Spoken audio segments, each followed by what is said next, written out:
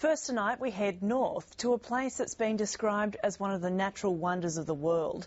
The horizontal falls on the remote Kimberley coast attracts thousands of visitors each year, but the area is also rich in copper and has caught the attention of the mining industry.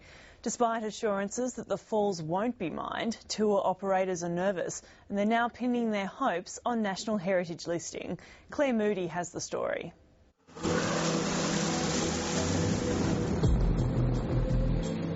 It's fast, exhilarating and spectacular.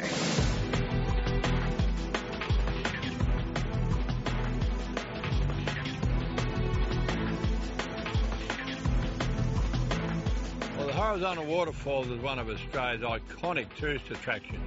Riding the falls is one of the most popular and lucrative adventure tours on the Kimberley coast. The tide is one of the biggest rises and falls of tide in the world, and it literally creates a waterfall going through there, but it's a horizontal waterfall. The falls, 250 kilometres northeast of Broome, are so remote you can only get there by air or sea. The isolation is part of the appeal for those seeking a taste of the wilderness. Oh, nice Jack. But there's one feature of this extraordinary part of the world that doesn't fit with the tourism sales pitch. This is where our current exploration program is planning to be conducted.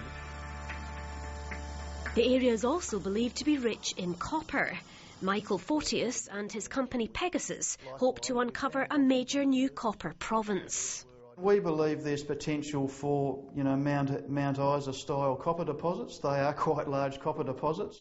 But sharing the wilderness with mining explorers doesn't appeal to tour operators. Sunday?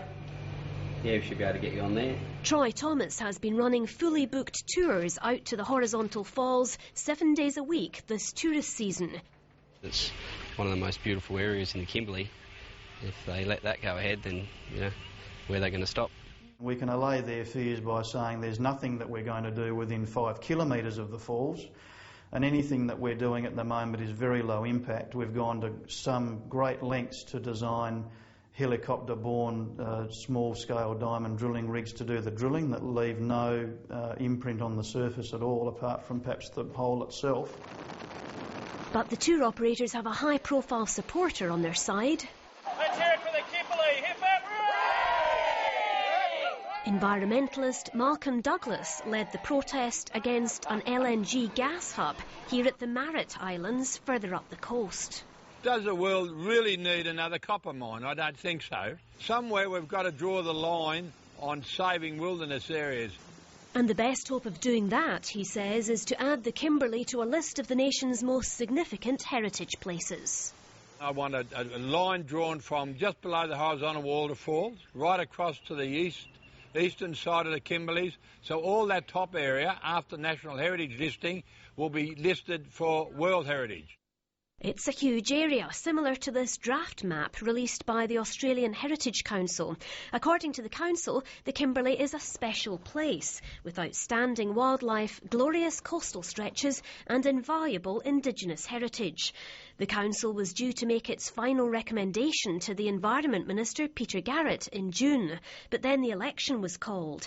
Now the resources industry wants whoever forms government to abandon the process completely. It's a vast tract of land that's only slightly smaller than the entire state of Victoria. It is an area that is not pristine land. And it's not only copper that's in the industry's sights. The Chamber estimates the value of mineral and hydrocarbon deposits in the Kimberley at $360 billion. It says it supports the protection of specific iconic areas, but says a blanket listing would send the wrong message to investors. The message that it would send to them is that the government does not welcome investment, does not welcome responsible resource development. With pastoralists also up in arms, the issue's firmly on the agenda for the Liberal member of the new federal seat of Durack. How are you? I'm all right. Well, thank you. Fresh from victory at the election, Barry Haas says his party's already pledged to exclude pastoral stations from another contentious listing at Ningaloo, and he'll be pushing for the same certainty for the Kimberley. A ruling to list for national heritage on top of state regulations is just more complexity that is totally unnecessary. So does heritage listing really lock away vast tracts of land? No, according to former WA Labour Premier Carmen Lawrence, the new head of the Heritage Council. The Act provides that activities that are already ongoing shall continue. For instance, Flemington Racecourse continues to be a racecourse, but it means that the people who have the management of that area have to be careful about the buildings and the place. One of the biggest challenges for investors has been finding out what that actually means in practice. It's a bit hard for us to know, to be perfectly honest. I mean, we're told it's business as usual for the existing land uses, even post any sort of heritage listing.